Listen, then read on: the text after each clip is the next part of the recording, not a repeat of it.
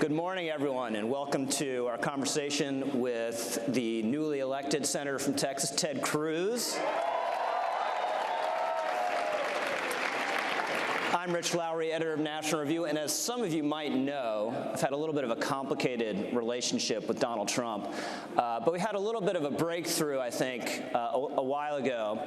I went back to my office, and I found this brown envelope from the White House on my desk. I was very curious what this was. I opened up the envelope, and it's this ripped-out copy of one of my columns that ran in the New York Post, and I consider the New York Post the nation's newspaper. More importantly, the President of the United States considers the New York Post the nation's newspaper. And this is a column I'd written about how Trump was just such a dominating political and cultural presence. There's really no escaping him, even for Republicans who want to try to. And I thought it had a lot of incisive, trenchant commentary in this column. Made no impression on him. What he focused on was the headline that the New York Post editors had put on this column, which was, "There is only Trump." And Trump had taken out his black Sharpie, circled the headline, wrote a big arrow down to it, and wrote, "Rich, so true, Donald J. Trump."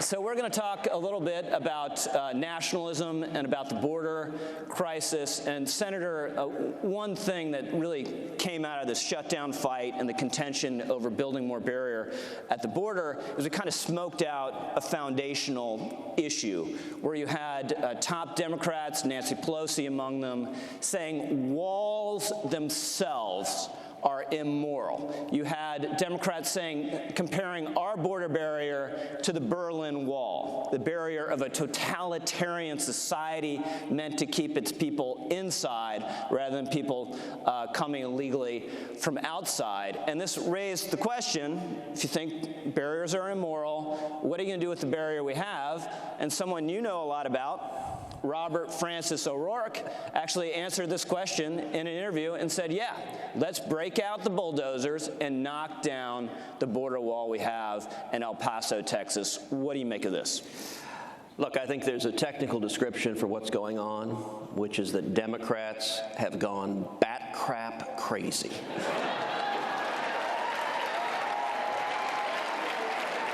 That's a political science term of art. Right? If you look at the medical dictionary, it's under B. It is, in fact, a psychosis. Look, they're getting more and more and more extreme on every issue. Think back to the State of the Union. The State of the Union was a display of just how radical Democrats have gotten, where they embraced, they sat there embracing late-term abortion. Now, some of us are old enough to remember Bill Clinton standing there and at least claiming he wanted to see abortion safe, legal, and rare. Now, he wasn't telling the truth, but he was at least emphasizing rare. That's no longer the position of the Democratic Party. They are now for late-term abortion up to the moment of birth, or if you're Ralph Northam, after birth. I mean, that's crazy stuff. On immigration, you used to have Democrats who would say, well, yes, we should secure the border and we should have amnesty. That was the old Democratic position, and a lot of Republicans. Now, their position is, no, don't secure the border at all. Let everybody in and have amnesty. I mean, it is disconnected. And if you look at the fight over the border wall, it's important to understand it wasn't about substance. So in 2013, not too many years ago, Chuck Schumer and every single Democrat in the Senate voted in favor of 350 miles of new border wall. The shutdown we just had a month ago was over 234 miles of new border wall. Same new border wall. Now, look, I'm not smart enough to explain how you're for 350 miles of new wall, but willing to shut the government down to stop 234 miles of new wall. And at the end of the day, it's real simple. It is emotional, visceral hate. This is not based on logic. They don't have an argument. Here is their reasoning. Trump equals wall. We, the Democrats, hate Trump, therefore no wall. That's it.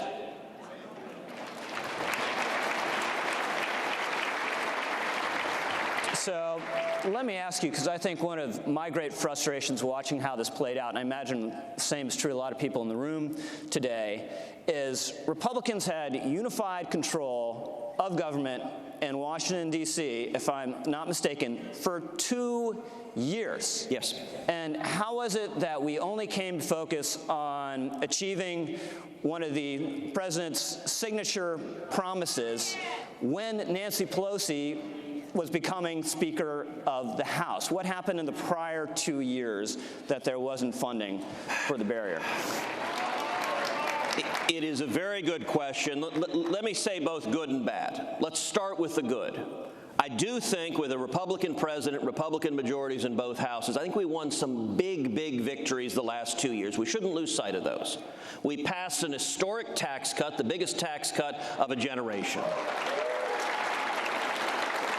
that included, among other things, repealing the Obamacare individual mandate. We've repealed job-killing regulations, and we're seeing the lowest unemployment in 50 years. We're seeing wages going up.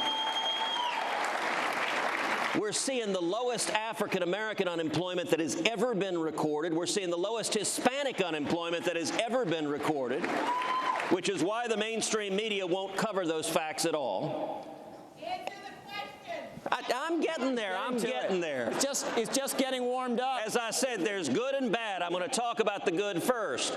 We've also seen strong constitutionalist judges confirmed. On foreign policy, we're in the middle of the biggest military rebuild since Ronald Reagan. We've moved our embassy to Jerusalem, and we pulled out of the Iranian nuclear deal. Those are big, big victories, and they're victories that as conservatives we should be grateful we were able to deliver on. Now, you asked quite rightly, why didn't we finish the job on immigration? Why didn't we build the wall? Why didn't we deliver on more promises? I agree with you. We should have done much, much more. And I can tell you, last summer, starting in August, I did a long presentation to Senate Republicans that said, look, if you look at history, unified control of the federal government, both houses of Congress and the presidency, it's exceptionally rare for Republicans. It has happened a total of 8 years since World War II. And I said that everyone recognizes there's a real chance we're going to lose at least one house of Congress in November. If that's true, I think at the time there were 183 days to go. And I entitled the presentation, Carpe Diem, seize the day. If we have 183 days left to legislate, let's do that. And what I urged is let's use vehicles that the Democrats can't filibuster. In particular, let's use something called budget reconciliation, which y'all will remember was the vehicle that we passed the tax cut on in 2017. What matters about reconciliation is it's immune from filibuster, so you can pass legislation and the Democrats can't stop it. And what I urged my colleagues, and I urged the president, I urged the vice president, I urged the administration, let's take up a budget reconciliation and let's build the wall, let's fund the wall, let's get it done. And I want you just to imagine, if they had taken that advice, if we had had that fight and you had seen Elizabeth Warren screaming on the Senate floor to stop it, Bernie Sanders pulling what little hair he has out of his head, in September or October, and it culminated with Republicans standing together, funding and building the wall, I'll tell you right now, Rich, I don't think we would have lost the House of Representatives.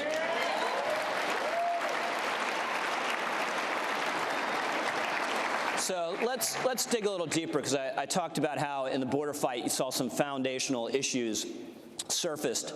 And I think the one that really is deepest here is the question whether we should have borders and the question of the legitimacy of the nation and the nation state and of nationalism. And there's kind of a loose notion out there that nationalism is something the Prussians came up with, these jack-booted thugs.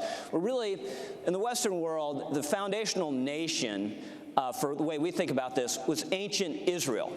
God says to Abraham, I will make of thee a great nation. And he does. And you read in Numbers, there's an enormous passage where God actually sets out the borders of Israel like he's a surveyor. It's going to go around this hill, down here, go over here.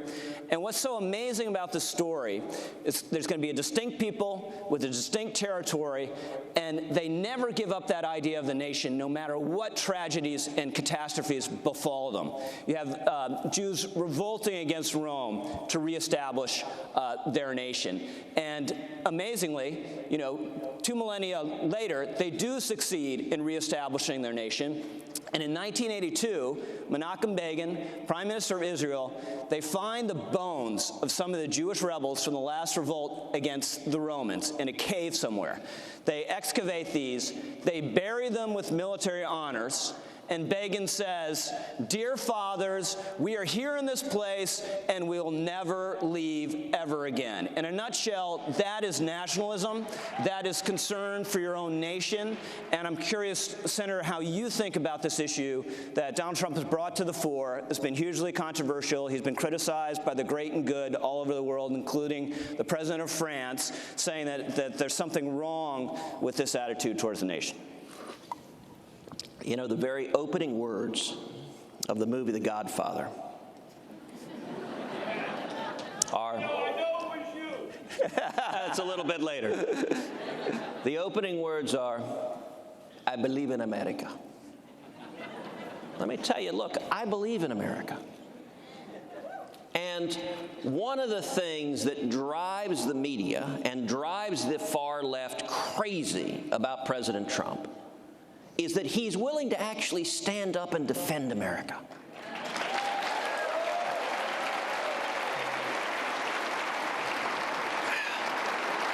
There are many pathologies that afflict the left, but one of them is a fundamental embarrassment about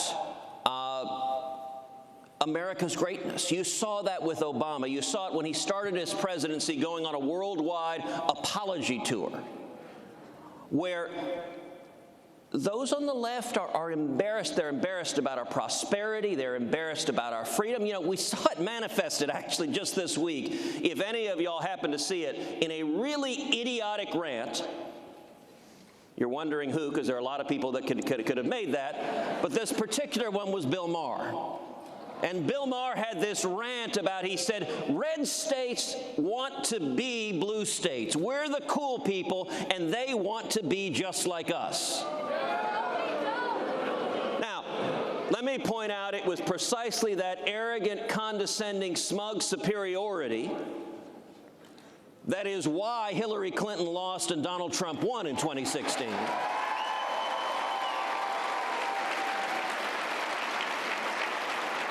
And if you desire to lead interacting with your fellow citizens saying you guys are a bunch of dumb, ignorant rubes that need to shut up and listen to me is perhaps not the best message.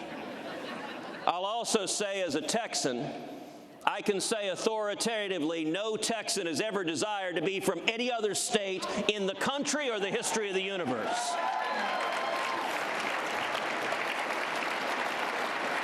In fact, people from the blue state, California, are moving into the red state. In vast numbers. By the way, the blue states with high taxes, high regulations, their people are fleeing because they don't have jobs. We saw, look, when New York chased Amazon out,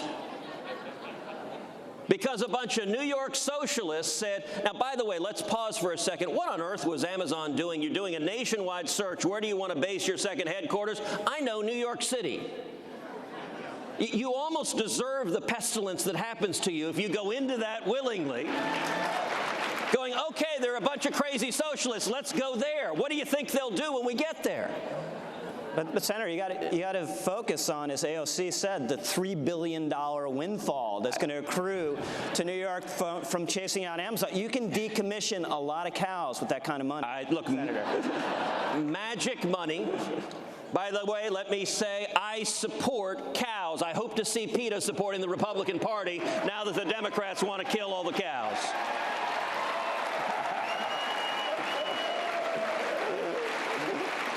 But when it comes to defending America, who we are, look, we are a nation of immigrants. My dad came from Cuba with nothing. But when you come to America as an immigrant, you come because you want to believe in, you want to be part of, you want to be an American. And I'll tell you, being the child of an immigrant makes you love and value and cherish the incredible freedom that is this country.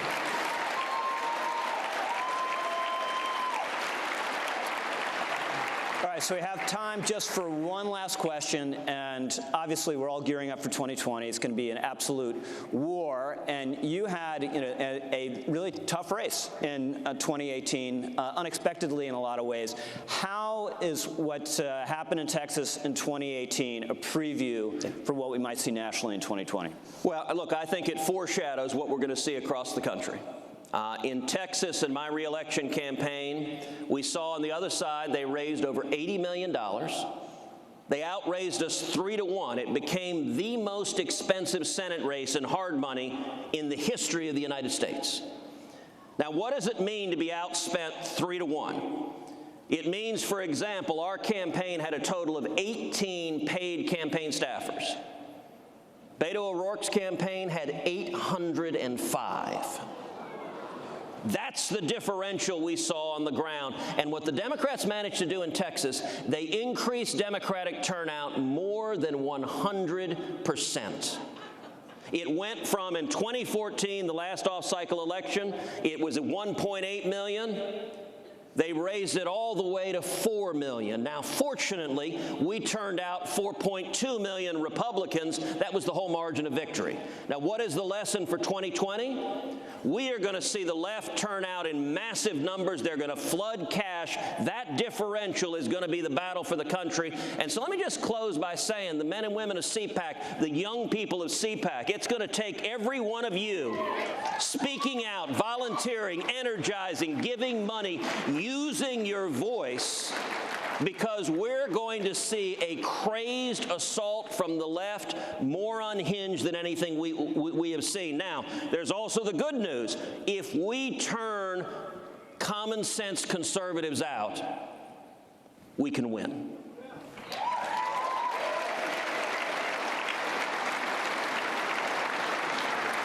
Ladies and gentlemen, Ted Cruz, thank you very much.